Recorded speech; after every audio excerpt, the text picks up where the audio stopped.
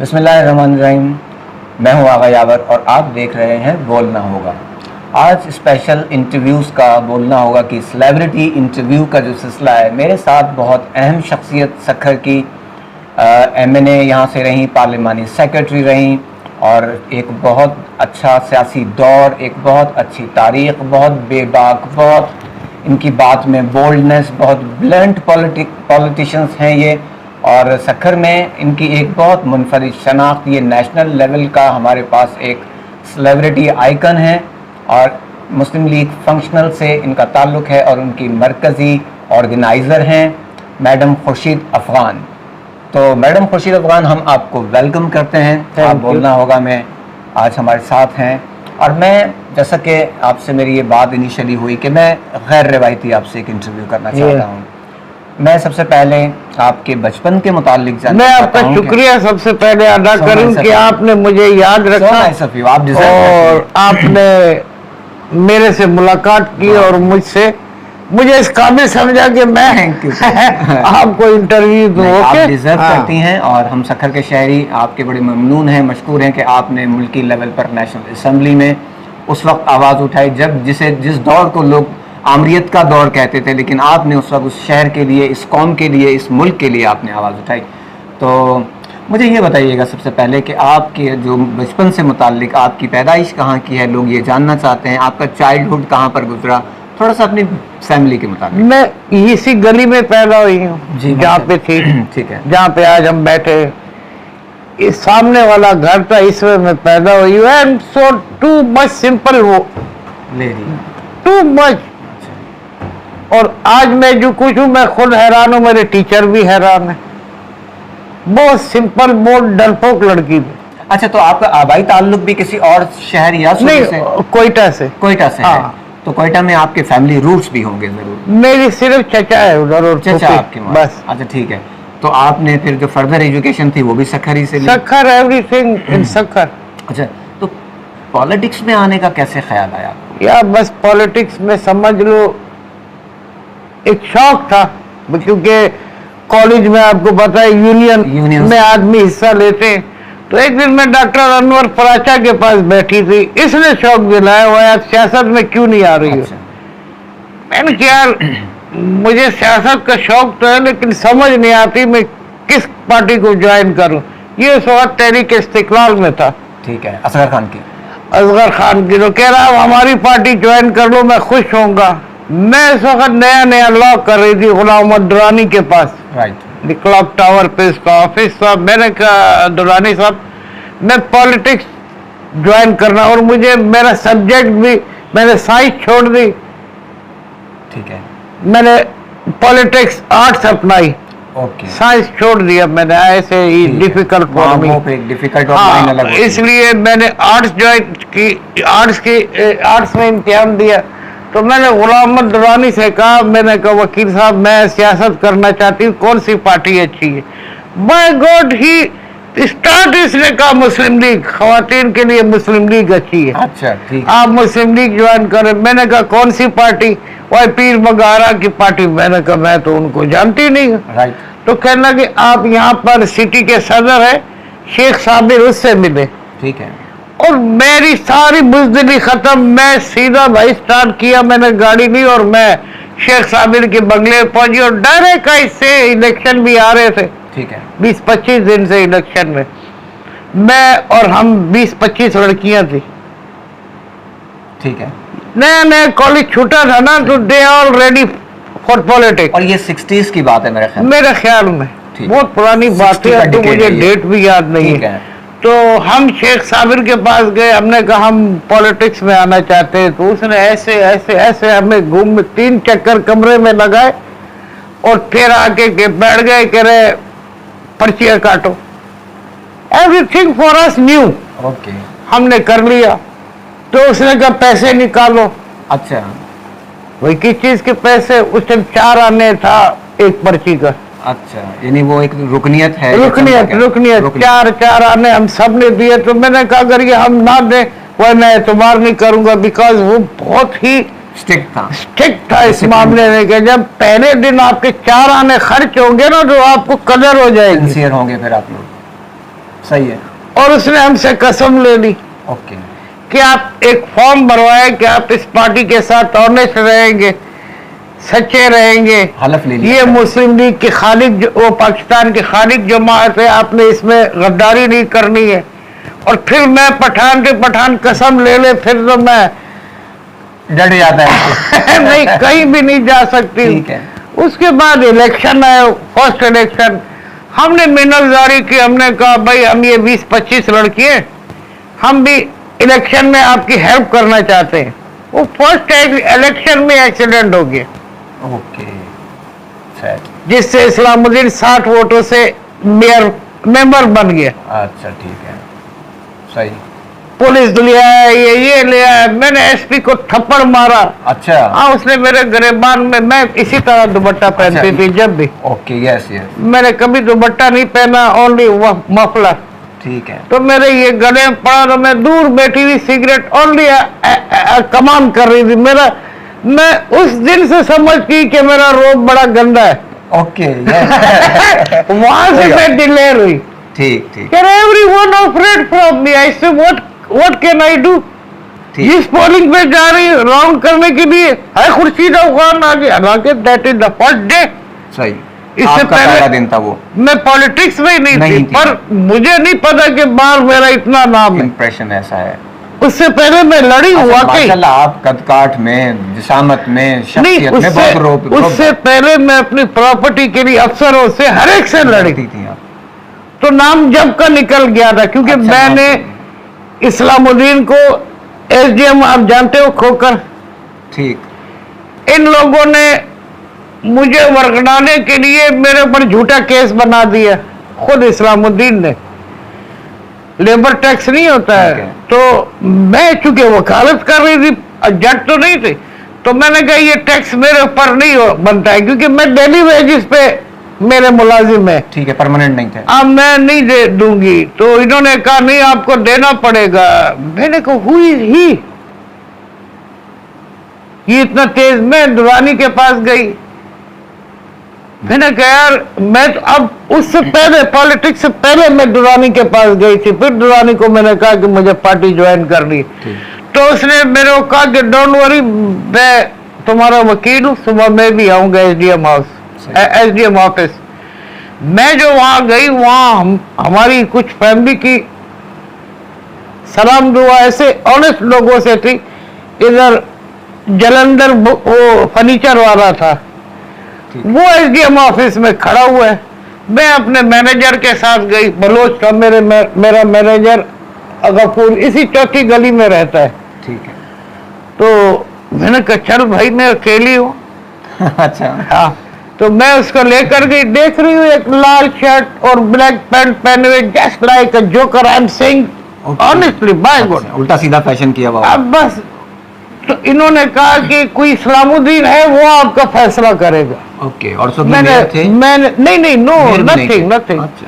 तो मैंने कहा जरूर इस्लामुद्दीन कोई बुजुर्ग आदमी होगा। अच्छा। नाम ऐसा था ना, बट उसके साथ मेजर सलीम आ रहा था। उसके यहाँ लिखा हुआ था मेजर सलीम। हाँ, तो ये आकर सामने मेरे आए, तो मुझे जलिंदर वाले ने बोला, सेठानी बोलते थे उस टाइम मुझे। अच्छा। सेठानी ख्याल करना, ये आदमी ये इस्लामुद्दीन है, and he is not good man.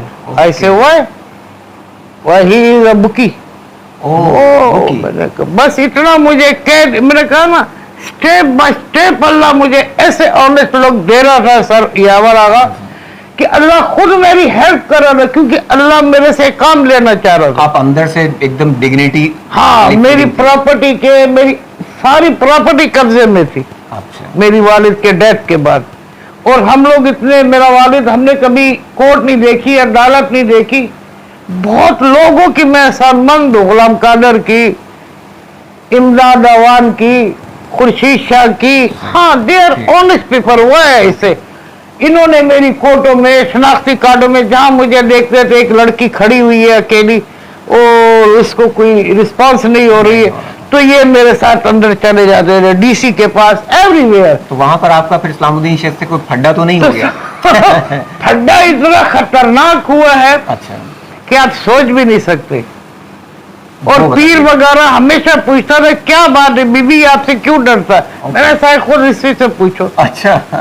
इसने मुझसे कहा ये जो आके बैठा तो मैंने मेजर शरीफ में अपनी हौसला बता रही हूँ कि कॉन्फिडेंट में बचपन से डरपोक तो थी बट आई एम कॉन्फिडेंट। तो मैंने कहा मेजर साहब आपका भी इस केस में कोई दखल अमल है। उसने जो ऐसे मुझे देखा कि नो नो नो नो मैं जा रहा हूँ, वो निकल के चला गया। अब ये समझ गया कि खतरनाक है, ये अब काबू नहीं आएगी। हालांकि अंदर से तो आप खुद कहती हैं कि मैं डरपोक थी। मैं बहुत ज्यादा डरपोक, ऑनेस्ट एंड कॉन्फिडेंट। ऑनेस्ट, हाँ, लोगों के साथ भी अच्छा, और अपने साथ भी ऑनेस्ट, अपने रब के साथ भी ऑनेस्ट। ठीक है, सही है। वो तो उठ के चला गया। अब ये साहब मुझे कह रहे हैं किसी हिंदू इनकम टैक्स वाले से इन्होंने मेरा खाता वाता बनवाया था। खाता वाला बनवाया था और खोकर से, ठीक है, कि ये लड़की मैं लेकर आऊंगा आप देखना। मुझसे कह रहे उस कमरे में जाओ, कोई अफसर है आपसे बात करना चाहता है। मैं यार मेरे से क्या बात करना चाहता है, क्या मतलब है इसका।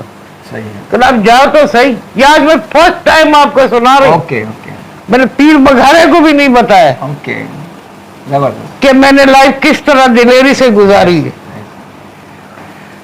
तो मैंने अपनी को समझा रखा था अपने मैनेजरों को हमेशा से, भाई जब मैं कमरे में अकेली हूँ या किसी ऑफिस में अकेली हूँ तुम मेरे साथ बैठोगे, मेरे साथ से उठ के नहीं जाओगे। ठीक है, बिकॉज फर्स्ट टाइम मैं बाहर निकली थी ना, ओनली गर्ल यू वर, मर्दों की दुनिया में फर्स्ट टाइम निकली थी मैं। कितना चहल पहल और इतनी खवातीन की, और मुझे अपना आप भी पता था यूनिवर्सिटी से। जी बिल्कुल, कि वो काली काली सड़ी हुई लड़कियों को भी नहीं छोड़ते थे, मेरी तो गाड़ी लेके घूमते थे।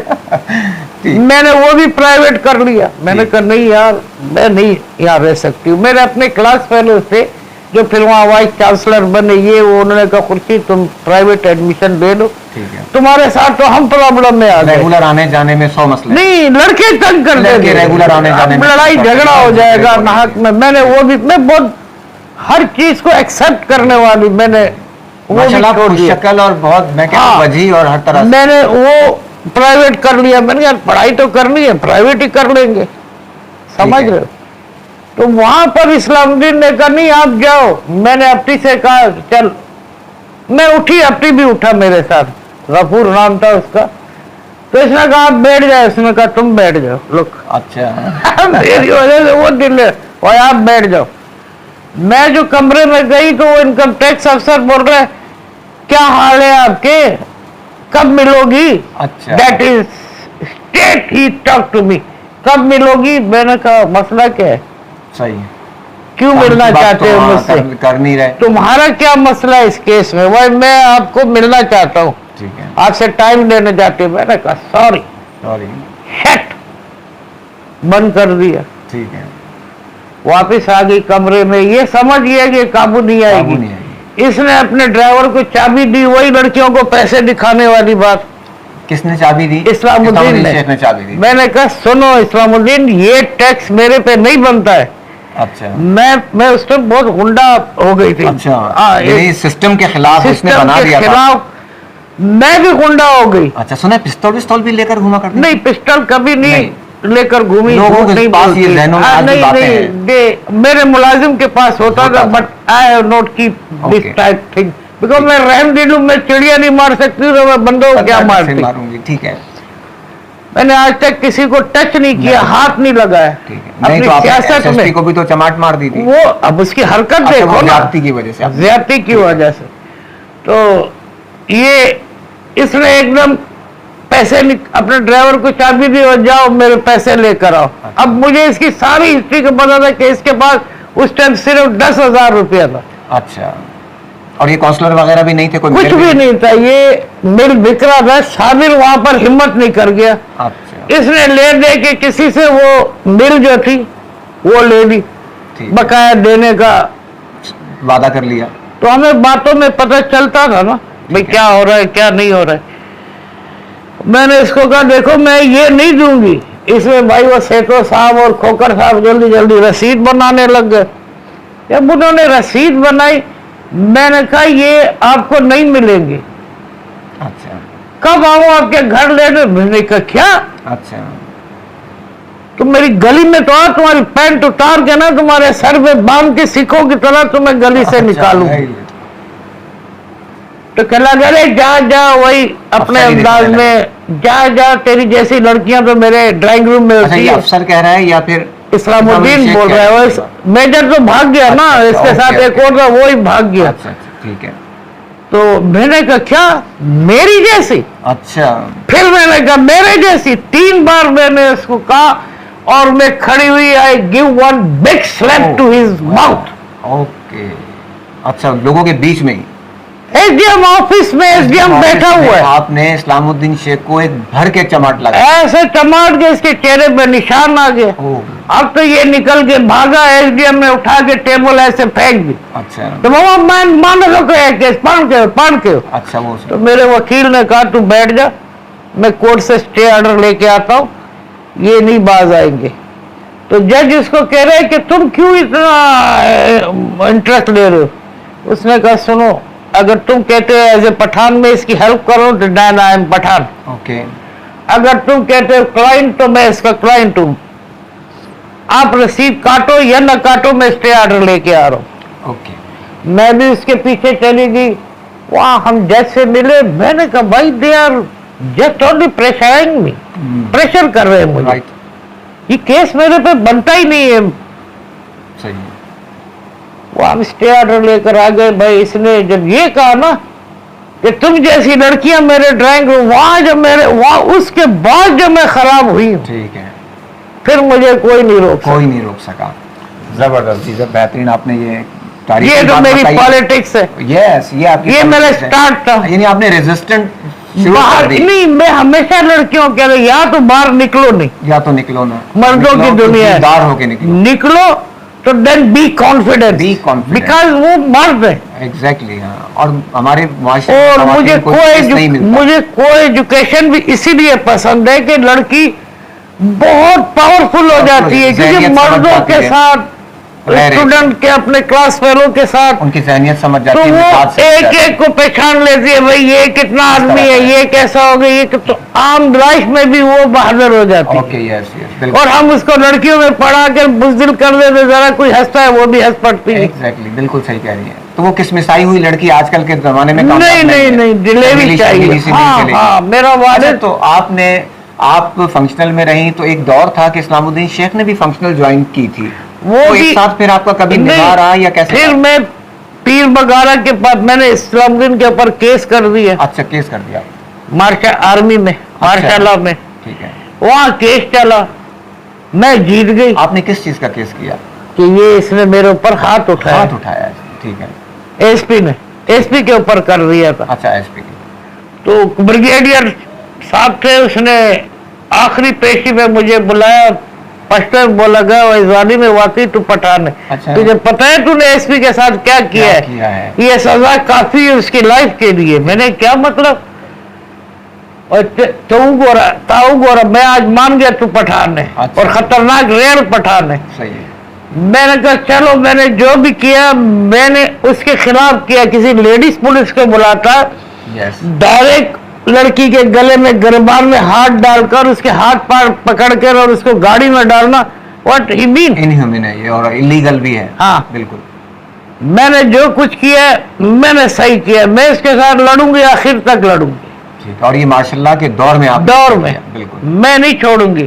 तो इसने क्या नाम है, एसपी को उसने बुलाया, मैंने कहा मैं भी केस मैंने किया हुआ ना, बुलाओ इसको। अगर मैं डर गई तो मैं कसूरवार, अगर वो फिर भी डर गया, अच्छा, कि झूठा है, गलत है। अच्छा, ये एक आपने एक मयार रखा। हाँ, कि जो डरेगा। मैं इस तरह बैठी हुई थी, सामने एसपी आकर खड़ा हो गया, इधर ब्रिगेडियर अपनी चेयर पे बैठा हुआ था। एसपी ने जैसे ही मुझे मैं उसकी बाएं मुंह बोलती बंद हो गई। तो ये मुझे पश्चिम बोला गया उसकी आंख देख। मैंने कहा उसकी आंख देख, क्या लड़की का गिरेबान इस आंख से ज्यादा है या कम है? बिल्कुल, वेल सेड। मैं पठान हूं, मैंने कहा ठीक है, मैं नहीं माफ करूंगी इसे, अभी भी नहीं माफ करूंगी। ठीक है। फिर हम गए पीर, फिर उसने बहुत मिन्नतजारी की। मैंने कहा नहीं, मैं पहले अपने लीडर से पूछूं। अच्छा, ठीक है। मैं पीर बगारे से मशवरा करूं वो क्या कहते हैं। हम यहाँ से गाड़ी में 50 आदमी बैठकर हसन मियाँ जो भी मुस्लिम लीगी थे गए पीर बघारे के पास। तो मैं पीर बघारे को भी नहीं जानती थी, मैंने पिक्चर देखी होगी कभी अखबारों में। ठीक है। हम कमरे में बैठे हुए, एक नंगे पैरों के साथ एक बंदा आया। अच्छा। तो मैं अपनी सिस्टर को बोल रही, मैंने कहा यार मुझे लगता है यही पीर बघारा है पश्तो में। उसने कहा नहीं नहीं, इसके पैर में जूते भी नहीं है। अच्छा, कहाँ से पीर बघारा होगा? तो मैं अपनी सिंपल आदत बता रही, जिसे पीर बघारा भी कभी कभी बहुत हंसा था, बार बार मुझसे सुनता था कि एक बार फिर सुनाना मुझे। अच्छा, वो बात भी हम आपसे सुने। तो मैं खड़ी हो गई, मैंने कहा पीर बघारा है, कहते कुछ शक है? मैं एकदम घबरा गई, मैंने कहा सॉरी सर, मैं तो बदतमीजी के साथ बैठी हुई आपके सामने। वही नहीं नहीं, बैठ जाओ बैठ जाओ। अच्छा अच्छा, ठीक। भाई बाहर हम तो शिकायत करने गए थे, बाहर जो गई पता नहीं पीर साहब ने क्या कॉन्फिडेंस देखा मेरे में, क्या चीज देखी, स्टेज के ऊपर अनाउंस कर दिया। अच्छा, कि खुर्शीद अफगान को मैंने सखर के लिए चीफ ऑर्गेनाइजर रख लिया। और मैं जो कमरे में साईं, मैं सियासत वयासत नहीं, मैं तो आपके पास शिकायत के लिए आई थी कि इसको सही इसने मेरे साथ ज्यादती की है। और सियासत में होता है ये। अच्छा। मेरे कांधे पे हाथ रख के, एक दिन ये सब तुम्हारे पीछे होंगे। क्या आई नो, डोंट वरी, एक दिन ये सब आपके पीछे होंगे। और वाकई पीर साहब ने दिखाया मुझे, जो कहा वो करके दिखाया। कि जब तक मैं नहीं कहती थी इनको टिकट ना दे, इनको टिकट नहीं मिलता था। ओके। एक वक्त था, पीर साहब मेरी बड़ी इज्जत करता था, सच्चाई की, झूठ क्यों बोल। जी जी जी। हाँ, और इसलिए हमने भी पूरी ईमानदारी के साथ 35 साल गुजारे। 35 साल आपने फंक्शनल मुस्लिम लीग में गुजार दिए। फिर जब ये मुस्लिम लीग में शामिल हो रहा था तो लाहौर में मखदूम हाउस में यानी फंक्शन था। मुस्लिम लीग में कौन शामिल हो रहे थे? इस्लामुद्दीन शेख साहब। तो हम बड़े प्रैक्टिकल कारकुन थे यावर। सही। किसी बड़े बड़े को खातिर में नहीं रहते थे कि फिर तो इसके पास बड़ा पैसा वैसा आ गया था, लोन शोन ये वो। सही। तो इसने स्पीच की, भाई मुझे टिकट चाहिए।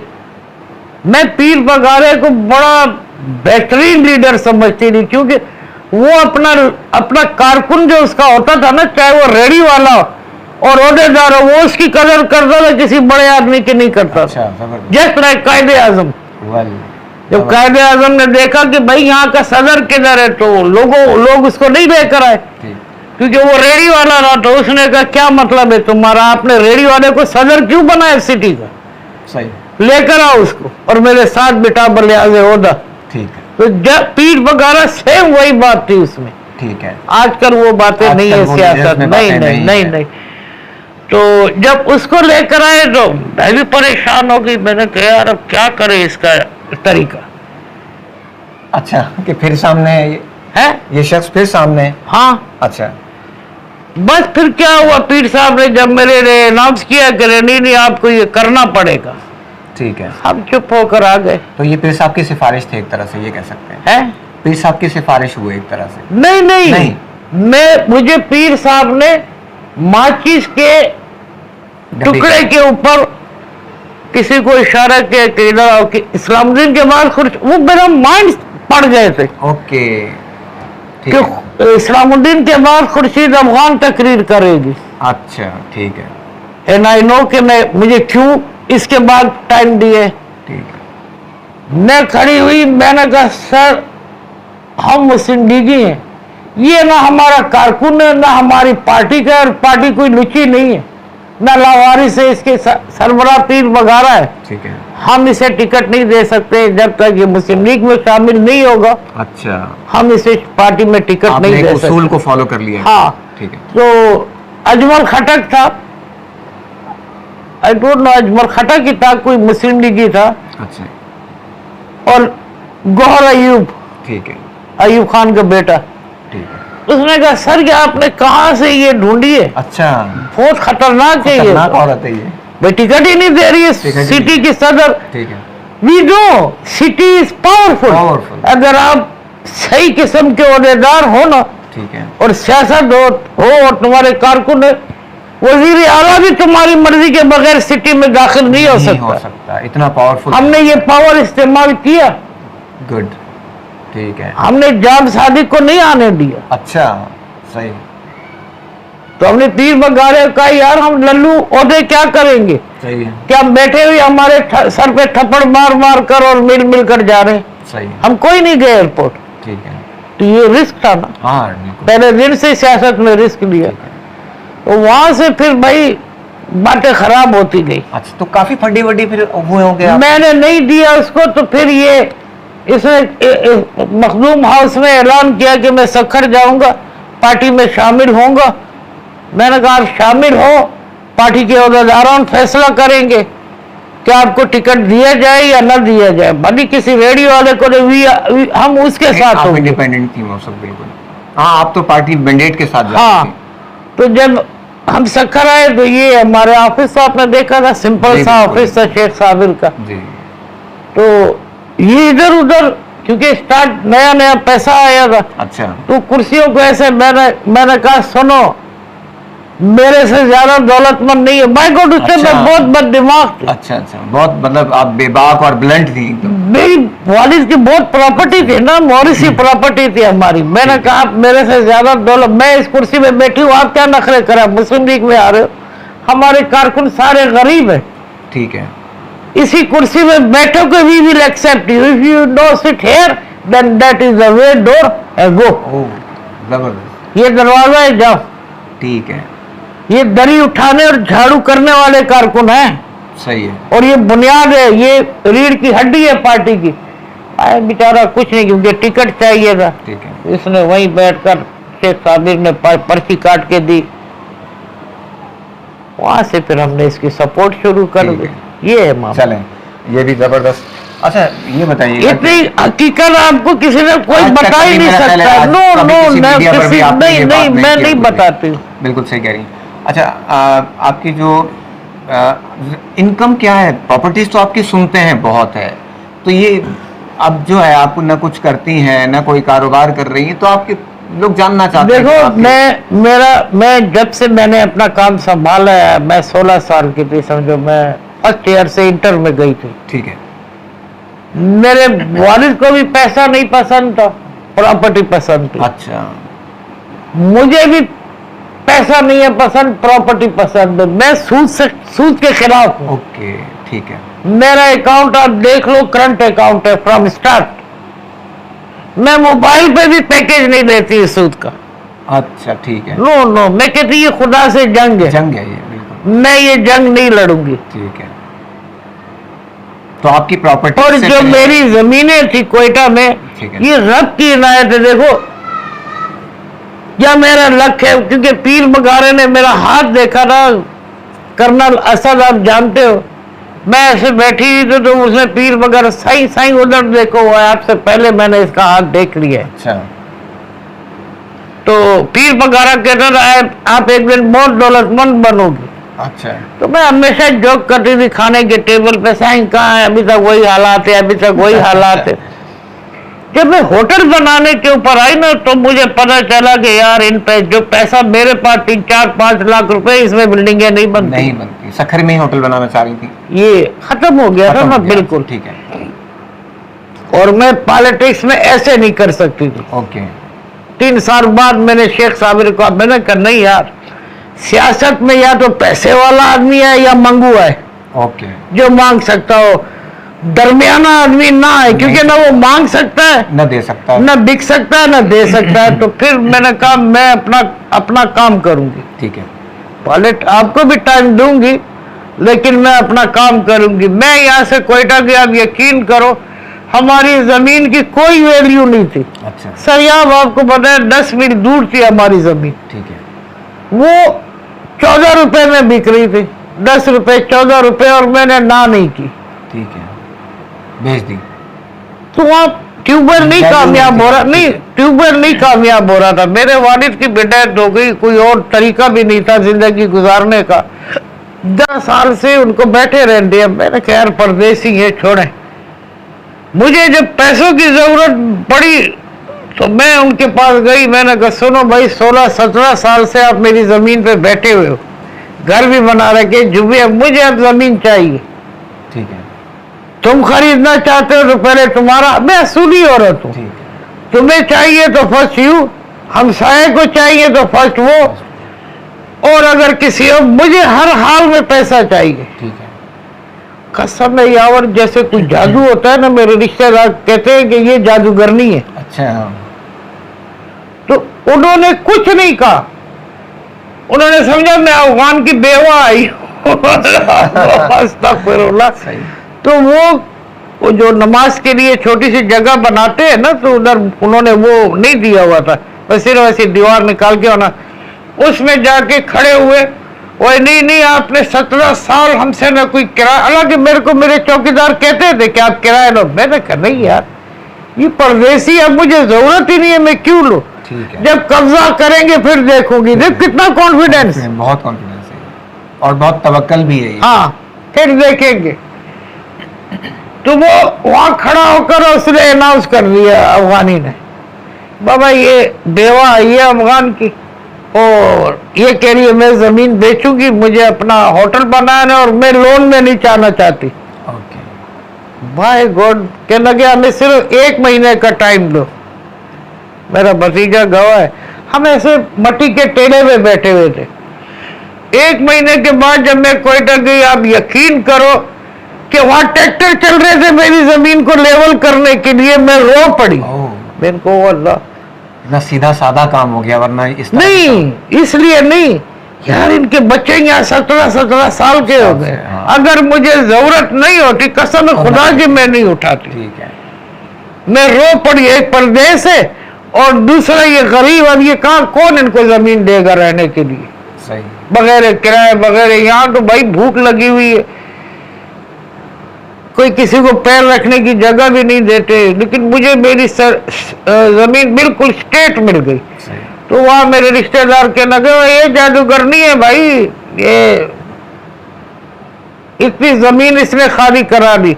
एंड देन फिर मैंने कराची से पार्टी मंगाई, प्लॉटिंग की। ठीक है। और फिर मैंने प्लॉट करके 2-2 लाख 3-3 लाख में के यूं पैसा, आपका हिट प्रोजेक्ट वो ऐसा चला। लोग कहते थे इसकी पेट्रोल की वो खुल गया है, क्या नाम है, जखीरा निकल आया। फिर मैं आई, पैसे लेकर होटल भी बनाया, ये जगह ही बनाई मैंने। Loan, I am not Loni. अच्छा, तो पीर साहब पगारा की मैंने आपकी कुछ पुरानी तस्वीरें देखी हैं कि आप जनरल परवेज मुशर्रफ को एक बैज लगा रही हैं और पीर साहब साथ में खड़े हैं। वो कौन सा बैज लगा रही हैं आपने? कायदे जमहूरियत। कायदे जमहूरियत का बैज लगाया। वो मुझे, मैंने पीर साहब से कहा था, मैंने कहा साहिब मैं इसको गोल्ड वो देना चाहती हूँ। अच्छा, ये आर्मी नहीं है, ये सियासी बंदा है। सियासी बंदा है ये। पीर साहब ने कहा जा, पीछे मैंने घोड़ा पीर साहब को बना रखा था और आगे बैज था गोल्ड का। ओके। तो मैं जब लाइन में गई तो कर्नल इलियास भी था, बहुत सारे, यही सखर में रहा है कर्नल इलियास, तो मैं पता है। तो भाई वो जनरल भी था और आर्मी चीफ भी था। तो मैंने कहा सर ये गिफ्ट आपके लिए। लाइन में खड़ी हुई थी सारे मैंने, तो मैंने कहा हाथ में ले लेगा, तो उसने एकदम ऐसे किया इधर लगाओ। अच्छा भाई सारे ISI वाले आगे आ गए। अच्छा, और कितना करीब, बिल्कुल, हाँ, बहुत ज्यादा करीब नहीं छोड़ते हैं ना। तो मैंने देना चाहा, उसने कहा नहीं इधर लगाओ मेरे पॉकेट के ऊपर। अब मैं पॉकेट में पिन घुसा रही, पिन घुसी नहीं रही, इतना क्लफ लगा हुआ है। तो फिर सदर साहब ने कहा इधर नीचे लगाओ। अच्छा, यानी लगाओ आप अपने हाथ से, लेके अपने हाथ से लगाओ। और आप यकीन करो कि जब तक वो पार्टी चल रही थी, अच्छा, मुशर्रफ को इतने सारे फौजी एजाजात के साथ मेरा एजाज भी लगा हुआ था और ये मेरा फख्र था आपका। बिल्कुल। तो हम जब निकल कर आए तो हमारी ही पार्टी का एक MNA कहना कि तू छा जने तकलीफ कही है छो। मैंने कहा साईं जो हुक्म हो। सही। कहना कि छा है गलत है। तो मेरे साथ नवाब मिर्जा MQM का MNA था, एक दूसरा पीपल्स पार्टी का दवा, आपने खाम मखाई लगाया, इसे क्या होगा। अच्छा, मेरे घर आप लोगों को क्या तकलीफ, बैच मैंने लगाया, पैसा मेरा खर्च हुआ है, 2 तोले का बैच था, बैच मेरा, सीना उसका, इजाजत उसकी, और आप परेशान हो रहे, क्यों परेशान हो रहे? तो क्या लगा कोई फायदा नहीं है। मैंने कहा मैं फायदे के लिए नहीं सोच रही हूं, मुझे ये बंदा बिल्कुल मुल्क और कौम के लिए ऑनेस्ट नजर आ रहा है, और इसलिए मेरा दिल चाहा, मैंने पीर साहब से बात की, पीर साहब ने कहा लगाओ। तो जब हम आ रहे थे तो नवाब मिर्जा के, नवाब में एक लफ्ज बोलेंगे, मिर्जा नवाब जो MKM का MNA था, वो डिप्टी स्पीकर भी रहा, तो उसने हंस के कहा कि रे खुर्शीद, इन चूतियों को क्या पता ऐसा दोस्त बोला कि लगे इन चूतियों को क्या पता। मुशर्रफ साहब ने आपको इतनी इज्जत दी है, इतनी इज्जत दी है, इनको इस पोजीशन का क्या पता, ये रिकॉर्ड होगा आपका। बिल्कुल, कि आप एक आर्मी चीफ और एक दूसरा नाम भी है, वो भी है, प्रेसिडेंट भी है, और वो आपको कह रहा है इधर बैज लगाओ, कोई करीब आने ही नहीं देता है भाई। बिल्कुल, इनको इस एजाज का क्या पता है। You are lucky lady. सही। अच्छा, पीर साहब के बहुत करीब रही हैं आप, और कैसा पाया पीर साहब की नेचर, उनकी यार बहुत जबरदस्त आदमी। मैं कहती हूँ इसके बाद मुझे कोई लीडर ही पसंद नहीं। हाँ, आप बड़ी मद्दाह भी हैं उनकी, मैंने आपके स्टेटमेंट्स में आपकी बहुत दिलेर आदमी। मैं बता रही हूँ ना, फर्स्ट टाइम जब मैं पीर वगारे के पास गया, 50-60 आदमी था। हसन मियाँ को आप जानते, अली थे, पुराने सखर के पुराने सियासतदान थे सारे, मौलाना रईस ये वो। अब पीर साहब मुझे चेक कर रहे, आई डोंट नो अच्छा कि पीर साहब क्यों मेरे साथ ये जोक कर रहे। तो पीर साहब ने बैठे बैठे मुझे कहा जाओ मेरी गर्लफ्रेंड से मिलकर आओ महल में, पीरगोट में। अच्छा। अब हमने तो यहाँ भाई बड़ी गलत बात सुनी हुई थी, मैं तो ऑनेस्टली फेयरली बात कर रही। ठीक है। तो मैंने कहा या अल्लाह खैर, आज हमारे साथ भी वही ड्रामा हो गया। अच्छा। क्योंकि मेरा जो मैनेजर था, जो मैं बता रही थी ना इस्लामुद्दीन के सामने, अपनी मेरे साथ था बलोच, उसने किस्से सुनाए थे कि भाई तू जिस पार्टी में गई है वो बड़ी खतरनाक पार्टी है, वहां तो पीरगोट की हर लड़की पहले पीर वगारे को पेश होती है, फिर वो शादी होती है। प्रोपेगेंडा बहुत गलत प्रोपेगेंडे। इसलिए मैं आज तक प्रोपेगेंडे पे यकीन नहीं करती। बिल्कुल। मैं मुशर्रफ को भी एक किस्सा सुनाऊंगी जो MNA करते थे, प्रोपेगेंडा, ऐश्वर्या आई, फलानी आई। अच्छा। हाँ, मैं उनको भी दो टोक उड़ा देती थी असेंबली में। बड़े लोग जो होते हैं इससे कुछ चीजें चेक कर रहे होते हैं, एक तरह से यूं कह सकते हैं। हाँ हाँ। ठीक है। तो पीर साहब, हमने कहा जी साईं में जा रही है, तो हम आपस में दिल में सोच रहे थे ना कि यार आज फंस गई मैं। सही। कहाँ से पता नहीं महल देखो। हाँ। हमने ये सखर शहर देखा था, सच नहीं सच बोल रही, वहाँ महल, वहाँ वो मुरीद और वो हालात। फिर वो क्या मेरी गर्लफ्रेंड से मिलकर आओ यार। कितना दिलेर आदमी था जी। हम गए भाई, साईं ने बंगले में पूरा अंधेरा किया हुआ था। अच्छा। न बंदा न बंदे के साथ एक मैं, एक मेरी बहन। ठीक है। अब मेरी बहन बड़ी थी, वो मुझे डांट रही है और कर सियासत। मजा आया ना अभी तुझे? खुद तो मर रही थी, हमें मरवा रही है। सही है। मैंने कहा यार सब्र कर, थोड़ा बर्दाश्त कर, कोई हमें खा तो नहीं जाएगा। We are not cup of water. Oh, yes. वो कप ऑफ टी कि कोई हमें पी जाएगा। जी जी। सब्र कर, चलते हैं, देखते क्या है, देखे मुकाबला करेंगे। मैं अपना कॉन्फिडेंस बता रही हूं, कुछ होगा तो देखा जाएगा। हम इतनी पतली पतली सी सीढ़ियां, इधर से भी हाल में से, उधर से भी, हैरान किस सीढ़ी से जाए। एक सीढ़ी से हम गए ऊपर, जब गए तो इधर एक मुरीदनी बैठी हुई है, बड़े जेवर मेवर पहने, सफेद लिबास, मक्खन नाम था उसका। तो मैंने समझा यही बीवी होगी पीरगोट की, और कौन सी कोई मॉडर्न औरत होगी भाई। गांव गोठों की यही बीवी होती है। हाँ, मैंने कहा बड़े अदब से, मैंने कहा दीदी सलाम अलैकुम। सही। मैंने सलाम किया, उसने कहा अच्छा हमें हाल में बिठा। वहां मिसेस शकूर भी बैठी थी, आप जानते हो DO। अच्छा, मिसेस शकूर। हाँ ठीक है। ये गवर्नमेंट स्कूल उसकी थी। कैसे आई हो खुर्शीद? मैंने कहा यार पार्टी में शामिल हो गए, साईं ने बुलाया, मिलो। तो मैं आज ऊपर आ गई मिलने के लिए। 2 मिनट में वो, अच्छा वो बीबी नीचे बैठी जिसको मैंने बीबी बनाया, नौकरानी। अच्छा, वो नीचे बैठी। हम सोफे पे, मैं अपनी बहन को शैतानगिरी कर रही हूँ। मैंने कहा यार वाकई वडेरे कितने जालिम होते। बीवी को नीचे बिठाए और गर्लफ्रेंड को नहीं, गर्लफ्रेंड अब देखो वहां ऐश कर रही है। अच्छा। तो 2 मिनट में टॉयलेट से बेगम साहब आई, बड़ी मॉड। अच्छा, सीनियर कैमरे, बाल वाल बैक कॉमिंग किए हुए, फूल वूल लगाए हुए, hello hi how are you. अच्छा, मैं उसको लिफ्ट ही नहीं दे रही, देखो बर्थडे मैंने सलाम भी नहीं किया, हेलो हाय भी नहीं किया। मैंने कहा और ये अपनी बहन वगैरह देखो, ये जो है तो इस गरीब को क्या करेगा। और वो आप जो बीवी थी उन्हें आप गर्लफ्रेंड समझ रही थी? उसको गर्लफ्रेंड समझ, भाई पीर बगारा कह रहा है ना अपनी जुबान तो यकीन करना है फिर, तो यकीन करना है ना। और मैंने कहा वाकई सिंधी बेचारे बहुत मजबूर है, औरतें देख बेचारी जमीन पे बैठी हुई है और खुद महल पे राज कर रही है, गर्लफ्रेंड बनी हुई है। 10, 15, 20 मिनट मैं उसको देख ही नहीं रही हूँ, लिफ्ट ही नहीं दे रही हूँ। तो मिसेस शकूर मेरे को बोल रही, अरे बेगम साहब से हाथ वाथ मिलो। मैंने कहा वो मैं मिल रही हूँ बेगम साहब, ये सिंपल बता रहे हो अपना। मैंने कहा मैं बेगम साहब से मिल रही हूँ। अरे कौन सी, ये है ना बेगम साहब। मैंने कहा नहीं, मैं अभी ये जो मक्खन, ये जो बीवी बैठी हुई थी, मैं इनसे मिल रही हूँ दरवाजे पे। कहने लगे क्या? अरे वो तो नौकरानी है। मैंने कहा नहीं सॉरी मिसेस आपा, पीर वगैरह ने कहा मेरी गर्लफ्रेंड है। बेगम साहब कहने लगे ओ माय गॉड, ये आदमी नहीं सुधरेगा, ये आदमी कभी भी ठीक नहीं होगा। मैं उनकी बेगम हूँ भाई। मैंने कहा नहीं, पीर वगैरह झूठ नहीं कह सकते। भाई यकीन ही नहीं आ रहा था। आखिर में खाने का टाइम आया तो हम खाने के टेबल पे, पीर साहब आ गया। हाँ भाई कैसी हमारी बेगम, हमारी गर्लफ्रेंड कैसी लगी? वहां तो मैं संभल गई। मैंने कहा नहीं साईं, आपकी गर्लफ्रेंड का है तो आपकी बेगम। और नहीं भाई मैं कह रहा हूँ मेरी गर्लफ्रेंड है।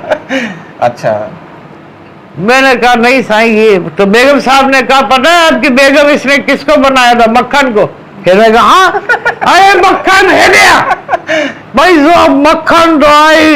अरे माँ के तो हाणे खबर थी तुम मुझे बेगम। अच्छा, और मक्खन का माने थे।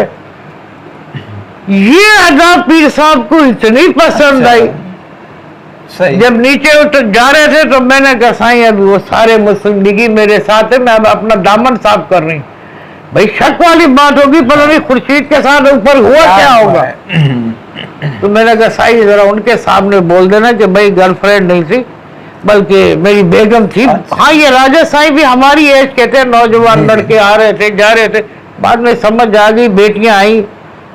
आज जैसा हमारा घर का माहौल होता है तो यकीन हो गया कि नहीं भाई साईं ने जोक किया हमारे साथ। तो जो कि मूड के आदमी भी थे। और पीर साहब ने कहा अच्छा ठीक है आओ नीचे।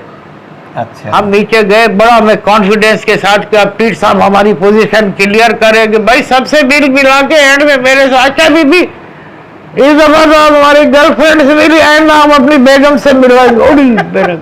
मैंने कहा साईं वो यकीन नहीं करेंगे। अच्छा। भाई आइंदा मैं कह रहा हूँ ना बेगम से मिलाएंगे। अच्छा। मैं थोड़ा सा आगे गई तो इंसान का ईमान देखो। हसन मियाँ जैसे पुराने आदमी जो पहले पीर वगैरह से मिले हुए थे, साबिर सब, भाई इतना डरा दिया क्या तुम्हें? अच्छा, शक की निगाह से कि तुम हमें भी झूठ बोल रही हो। मैंने कसम है खुदा की मौलाना पीर साहब की बेगम थी और आम हमारी जैसी लाइफ है, नो गर्लफ्रेंड नथिंग, बिल्कुल साफ सुथरा माहौल है, घर है। भाई खुर्शीद डर गई हो तो। अच्छा। आखिर पीर बघारा है, डराना तो है उसने। भाई 3 दफा मुलाकातों में पीर साहब यही बात दोहराता रहा कि आइंदा मिलाऊंगा आइंदा मिलाऊंगा। अच्छा। मेरी तो जान पे बन गई कि यार मैं इनको यकीन कैसे दिलाऊं। सही। तो ये है मसले कॉन्फिडेंट का। और पीर साहब हर एक से कहता था कि खुर्शीद वो किस्सा तो सुनाओ जो तुम मुझसे डरी थी वाला। इसी तरह मुशर्रफ भी था। जी जी। जिसे मैंने को देखा हुना ऐश्वर्या आई मेरे से लगी, बड़ा पैसा देता है मुशर्रफ ने। एंड में मैंने जब आखिरी साल तक मैंने कहा यार रोज तुम लोग कहते हो ऐश्वर्या आई है फलानी आई है, इंडिया की जितनी अदा करे, हमने तो आज तक कोई नहीं देखे। मैंने कहा हर जगह तो उसके साथ साहिबा होती है बीवी, तो ऐश्वर्या किस टाइम मिलती है? यस जी कैंडन है।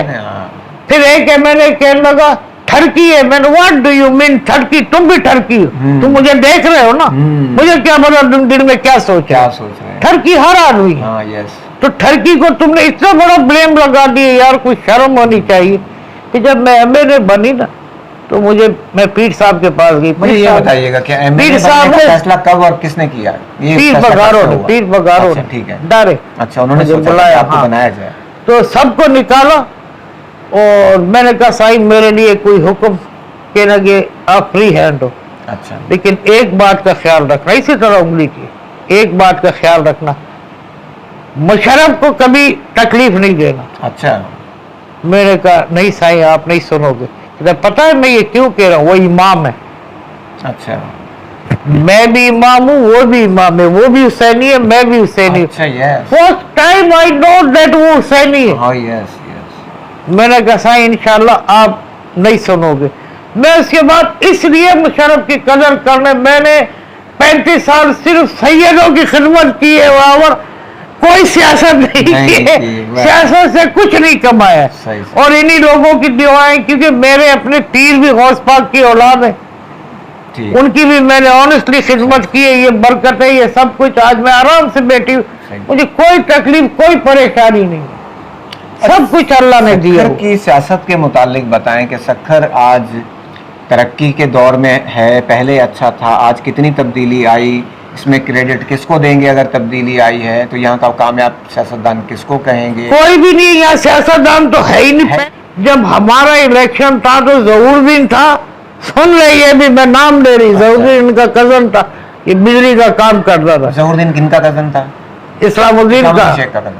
बिजली का काम करता है ढक रोड पे। तो जब ये लोग समझ गए ना ये हम नहीं जीत रहे हैं, तो मेरी लेडीज उठा के इस्लामुद्दीन को बाहर फेंक रही थी, वो ठप्पे ले गया था। अच्छा, और नहीं, इलेक्शन किस चीज के हो रहे थे? ये बल्दियाती इलेक्शन। तो इन्होंने आर्मी बुलाई। अब आर्मी आपको पता है ऑनेस्ट है, वो देख रहे एक लड़की सामने बैठी अपना सिगरेट पी रही है, ना लड़ रही है ना झगड़ रही है, और ये मेरी शिकायतें लगा रहे। आर्मी चली गई, रेंजर चली गई देखकर। आखिर इन्होंने अल्लाह इसको कब्र में सीधा खड़ा रखे, लेटे दिन स्टिक पुलिस वालों को मारे। वो नहीं हाथ डाल रहे थे, नहीं अरेस्ट कर रहे थे। आखिर में एसपी ने मेरा मफलर इस तरह पकड़ा। अच्छा। और इस तरह मेरा गला दबा दिया और मैं बिल्कुल बेहोश हो गई। अच्छा। गिर गई। फिर मेरे हाथ पैर पकड़कर मुझे मोबाइल में डाला, मेरी 2-3 लड़कियों को डाला। मैं उनके लिए घबरा गई यावर, क्योंकि वो मेरी वजह से आई थी। ठीक है। शायद उनके पेरेंट इतनी परमिशन ना देते, लेकिन हम दोस्ती में जैसे स्टूडेंट होते हैं ना, दोस्ती में मार खा जाते। तो मैंने, वो डीएसपी था निसार, यहाँ गरीबाबाद का था, मैंने कहा इनको छोड़ दो, ठीक है, ये अपने घरों को जाए, जो करना है मेरे साथ करो। ठीक है। उनको छुड़वाया। डीएसपी ने मेरे लिए चादर मंगाई। अच्छा। हाँ, चाय मंगाई, खाना मंगाया। वो हेडक्वार्टर नहीं है उधर से, पुलिस हेडक्वार्टर। और एक पठान पुलिस वाला घंटा घर पे खड़ा होता था, गोरा सा, उसने कहा मैडम एसपी आपको जानता ही नहीं है, नया आया है। अच्छा। इन्होंने उसको इस्तेमाल किया। ठीक। इन्होंने कमिश्नर को पैसे दिए। तो ये सुनते हैं सक्खर में बड़ा काम हुआ है पिछले, कोई काम नहीं, ये काम मेरे हुए और इतने जालिम लोग हैं। मैं अभी आपको अपने काम बताऊं, जी जी, इन्हें शर्म भी नहीं आती है, इन्हें कोई खुदा का खौफ भी नहीं आता है। ये पुल मैंने मंजूर कराया मुशर्रफ से। हाँ जी। गुलाम महर जो है इनके बंगले में। अच्छा। ये मेडिकल कॉलेज मेरे मंजूर कराया, वहां मेरी फड्डा भी हो गया एक डॉक्टर से। सो इंटरेस्टेड तू कह रहा शट। सही।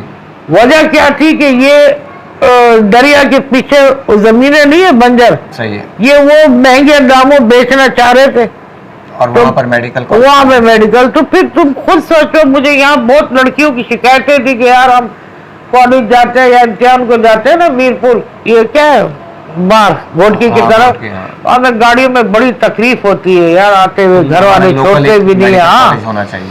तो शहर में मैडम एक मेडिकल कॉलेज बना दे। मैंने मुशर्रफ से कहा, उसने ओके कर दिया। ओके। और ये उसी दौर का मंसूबा है? ये उसी नहीं, आप ही का मनसूबा है। नहीं, मैं रिजर्व सीट पे आप दिया है, रिजर्व नो पे दिया है। फंड। जी बिल्कुल, आपके पास फंड आई नहीं। एम नॉट इलेक्टेड हाँ मेंबर ना। जी जी बिल्कुल। तो मुझे तो जो 2 करोड़ रुपए मुशर्रफ दे रहा था, मेरी ऑनेस्टी पे दे रहे थे, जिससे मैं काम करा रही थी, किसी एमएनए को नहीं दिए, पता है आपको? नहीं दिए किसी और को, बिल्कुल। मुझे पूरे पैसे मिलते थे और मैं खुद खड़े होके रोड बनवाती थी। आज भी सक्खर में मेरी तख्तियां लगी हुई है। और इन जालिमों ने वो जो यतीम और मिस्कीनों के पैसे होते हैं ना कमिश्नर के पास, बैतुल माल हो। उनसे कहता है भाई तुम्हारा हम ट्रांसफर नहीं होने देंगे, फला रोड तो बना दो, कई तख्ती लगी हुई है। ऐसे ही लल्लू खाते में टाइम पास करा दिए। सराफा बाजार वाले जो यूनियन ने जाली बनाई हुई है इलेक्शन के पैसा खाने के लिए, लोग इकट्ठे करके पूरा महीना बनाए हुए, ये सब फ्रॉड है। दे आर टोटली, और रजिस्टर्ड भी नहीं है ये तो। नहीं, ये सब माल कमाने के तरीके। जावेद दूसरा, तीसरा, और ये सारे भाई बिकाऊ माल है। ये पूरा इलाका बेच देते हैं। मैं तो इनका खाना भी नहीं खाती हूँ आगा यावर आगा, मैं आज आपको कह रही। अच्छा, इनका खाना भी हराम, इनका पानी भी हराम। इनके घर में बैठकर मैं वर्क करती थी, मेरे घर से मेरा खाना आते थे, मैं अपने घर से खाना मंगाती थी, क्योंकि ये हराम है, इनके पैसे हराम है। ये खुद ऐसे चिपटते खाने के ऊपर, जैसे यहाँ गरीब लोग तंबू तोड़ते हैं ना, ये वहां यही हाल करते हैं यार। अब आप देख रही हैं कि मुल्क के हालात, इतने कर्जे और इतना मतलब टैक्स, महंगाइयाँ, और 13 शोबों पे अभी टैक्स लगा, सुपर टैक्स 10% एक अलग लगा, 90-100 रुपया पेट्रोल पर बढ़ गया है। तो ये इतना कुछ जो पॉलिसियाँ हैं, ये क्या कोई निजात दहिंदा बनकर आए थे, और ये इन्होंने जो हुकूमत ली है अगेंस्ट इमरान खान, तो ये निजात दहिंदा तो साबित नहीं हुए। ये ना इमरान खान के शौक में आए, ना अवाम के शौक में आए। इन्होंने बकायदा वो किए, मुदाखलत कराइए, जाकर लॉबिंग किए, नेट से ये डर रहे हैं, बहुत माल खा चुके हैं, बहुत हिसाब देना नहीं चाहते। हिसाब तो देना है। इन्होंने वहां बकायदा, हिसाब फिर कौन लेगा? ये फिर पार्लियामेंट में आ जाते हैं अगर ये सब सियासतदान, अवाम लेगी या माइंड इट। अच्छा, अगर इन्होंने नहीं सुधरे ना, ये मैं खुला कह रही हूं कि अगर ये लोग नहीं सीधे हुए यावर, ये देखो मैं आज आपको कह रही हूं कि अवाम इनके घरों में घुस के इनसे अपना हक, आप कह रहे हो ना 6 खुदकशी हुई है कल ही की 3। ये अवाम कब तक बर्दाश्त करेगी यार? इन्होंने अपने केस को खत्म करा दिया, अपने सब कुछ। यार मैं इन जजों को पर्सनली जानती हूँ, they are all their old friend. बंदियार, ये अठरुल्लाह मिन अमीन, क्या नाम है इसका? अठर मिनुल्लाह, ये सारे इनके पुराने दोस्त थे। पीर वगैरह ने 11-12 साल पहले, अपनी मौत से 2 साल पहले, शेख रशीद से कहा था। शेख रशीद ने क्वेश्चन किया, साईं अभी मार्शल आएगी? पीर साहब ने कहा मार्शल कभी भी नहीं आएगी। तो शेख रशीद ने कहा क्यों? तीनों पिलरों ने फैसला कर लिया, तुम अपना काम करो, तुम अपना काम करो, तुम अपना काम करो, तो लिहाजा मार्शल अब नहीं आएगी। अच्छा। और अगर फिर भी शेख रशीद ने कहा तो कहने लगे फिर जुडिशरी मार्शल। और देखो घूम फिर के पीर बगारे की बात, इन्होंने खुद जुडिशरी मार्शल लगवाई कि नहीं होना चाहिए। मैं तो कहती प्रेसिडेंट होना चाहिए, ये सारे लल्लू खातों को निकालें बाहर कि टाइम इज फिनिश। चोरी के लिए कोई कुछ भी नहीं है, इस मुल्क में कुछ भी नहीं। मुझे फाइनली अपने एक कमेंट में, मेरे लास्ट क्वेश्चन में ये बताइएगा कि हमने सारे मॉडल तकरीबन इख्तियार किए हैं। हमारे यहाँ कई बार मार्शल लॉ भी लगा, हमने उसमें भी देखा। फिर उसके अलावा हमारे पास जमहूरियत भी आई, फिर हमने केयर टेकर्स भी देखे, और फिर हमने मखलूत हुकूमतें भी देखी, और 2/3 मेजॉरिटी भी हमने देखी। यहाँ पर आपके नज़दीक सबसे अच्छा और सॉलिड कोई सलूशन पाकिस्तान के लिए वो क्या है? मैं कहती हूँ बजाय इसके कि इमरान खान, मैंने इमरान खान से बार आईपैड पे अपील की है। क्या बार कहते हैं election, what do you mean? क्या है इलेक्शन? इलेक्शन में अभी देखा आपने क्या हुआ? इलेक्शन को भी घुमा दिया जाता है भाई। इलेक्शन में पैसे सब अपोज हो रहे, इतने काबिल लोग थे। क्या गेम ऑफ मनी है? हाँ बिल्कुल। बड़े लोगों के तो सारे सामने कोई खड़ा ही नहीं हो सका। कोई भी नहीं, डब्बे लेके भाग रहे, पुलिस इनकी, हर चीज इनकी, पैसा इनके पास। ये इलेक्शन, इन्हें शर्म नहीं आती। कुछ भी नहीं होगा जब तक निजाम नहीं बदलेगा ना। और मैं कहती हूँ इमरान खान को प्रेसिडेंट, ऑनेस्ट आदमी को बना दो ना। ऑनेस्टी तो सब मानते हैं ना उसकी, कि वो ऑनेस्ट है, तो उसको प्रेसिडेंट बना दो। रेफरेंडम कराओ। What do you mean by election? सही, किस चीज का इलेक्शन है? क्यों इलेक्शन कराना चाहते हो? रेफरेंडम, उसके जलसे जुलूस देख रहे हो ना, कौम उसके साथ है, अपनी पार्टी के अलावा भी लोग उसके साथ है, यूरोप, अमेरिका, एवरीवेयर। क्यों ये लोग नहीं सोचते रेफरेंडम करा दे?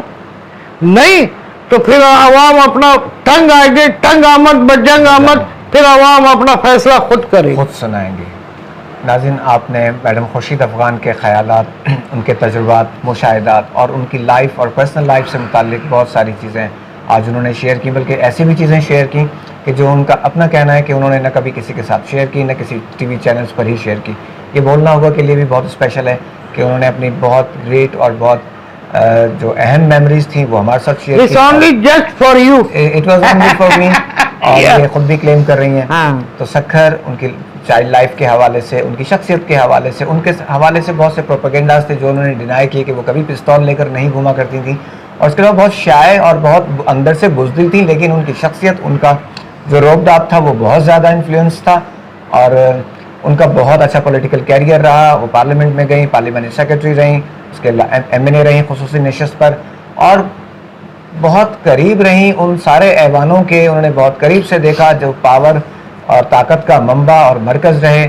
और उनके अपने ख़्याल में ये चीज़ है कि इस वक्त इस मुल्क का सलूशन जो है वो ऐसे निज़ाम में है जो पावर एक हाथ में हो, और उसमें सदारती निज़ाम भी वो हो सकता है, और उसमें इस तरह की करप्शन और सेटलमेंट जहाँ हो जाए, चाहे वो पार्लियामेंट हो या बहुत सारे लोग हों, इस चीज़ की ममानियत होनी चाहिए।